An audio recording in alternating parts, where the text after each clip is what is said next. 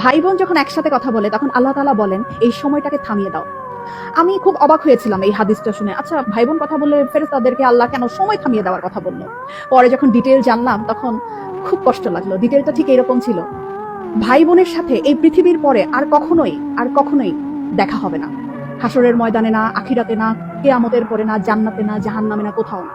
বাবা মার সাথে দেখা হওয়ার সম্ভাবনা আছে, স্বামী স্ত্রীর সাথেও দেখা হওয়ার সম্ভাবনা আছে, ছেলে মেয়ের সাথেও দেখা হওয়ার সম্ভাবনা আছে, কিন্তু ভাই বোনের সাথে সম্পর্ক শুধুমাত্র এই পৃথিবী পর্যন্ত। তখন এত খারাপ লাগলো ব্যাপারটা জেনে যে আমার যে বোন আছে অথবা আমার যে ভাই আছে তার সাথে আমার আর কখনোই দেখা হবে না এই পৃথিবীর পরে। মানে মরে যাওয়ার পরে তার সাথে আর আমার কখনোই কথা হবে না। এত ক্ষণস্থায়ী একটা সম্পর্ক আমাদের।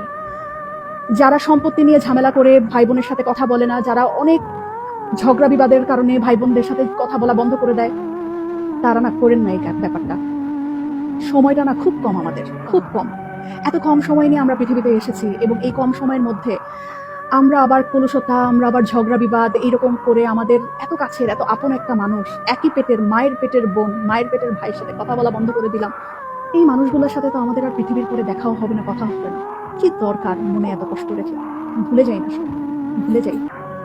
অল্প একটু সময়ের ব্যবধান, তারপরে সব নাই, শেষ।